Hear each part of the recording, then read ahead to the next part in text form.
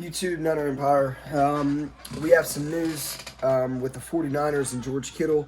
The 49ers have ruled George Kittle out for week 2, so he will not play against the New York Jets. And really, a couple days ago when Shanahan had went into the interview and he did like a little interview with reporters on Zoom or whatever it was, he made it seem like George Kittle would play even though he wasn't going to practice all week. But now the 49ers probably took a look at things, especially, the Jets now have Jamison Crowder out.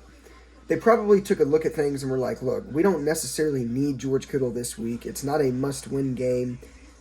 I'm sure the 49ers feel good going into this game with or without George Kittle. So, all in all, I don't think it was really a necessity to have George Kittle starting for week 2 against the Jets. But George Kittle has now been ruled out, so he will not be playing against the Jets. I look for Jordan Reed and Charlie Warner probably, not Charlie Warner, but Ross Dwelly. I probably look for them two to kind of fill the void for George Kittle. I believe Jordan Reed had a couple of catches last week against the Cardinals, and I believe one was for like 12 or 13 yards. I like Jordan Reed. I think, yes, he's had numerous amount of injuries, with concussions and whatnot, but at the end of the day, I think Jordan Reed is a really good player still, and I think that, just like now, he can fill in perfectly for, injuries and things like that. So, along with George Kittle, Ahkello Witherspoon will be out.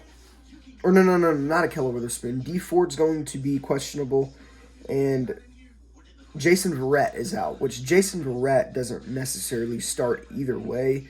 But good news is 49ers are optimistic that Ahkello Witherspoon may play this week and may be cleared for concussion protocol. If that's the case, he's going to be filling in for Richard Sherman. Obviously, Richard Sherman has the knee sprain. He got put on IR last week, or just this week. I believe it was a couple days ago when he got put on IR. So he got put on IR, which means that obviously Ahkello Witherspoon and Emmanuel Moseley will be starting at the right corner and left corner position. So George Kittle out, Dee Ford questionable, Jason Verrett's out, which I think he's got like a calf injury or a hamstring injury or something. Jason Verrett cannot stay healthy. He hasn't been able to stay healthy since 2016-2017 season. So I think with Brandon Ayuk being back, with us signing Mohamed Sanu, which he should have a pretty decent role this Sunday against the Jets. I think with them coming back, on top of Kendrick Bourne in our running game, I think we are good for week 2. I don't think there's any worries. Now, obviously, you never want to underestimate your opponent. I've said this in the past 3 videos, but I really feel confident about going in and kicking the shit out of the Jets. Or at least we should. And I want Jimmy G to throw the ball 60 times if he has to. I don't care if we're up by 14 points, but I want Jimmy G to throw the ball. So, with that being said, just want to come on here, give you guys a quick little update. So George Kittle out, Jason Verrett out. Dee Ford is questionable with a neck injury.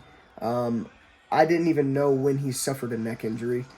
I'm hoping Dee Ford can kind of stay healthy because we paid him quite a lot of money for him to be, getting hurt. I mean, he did get hurt and he did miss a couple games last year, but for the money we're paying Dee Ford, he needs to be when he's on the field, he's a pretty pivotal part of our defense, but when he's on the field, our defensive line puts up crazy stats when it comes to pressures and batted down balls, sacks, you name it.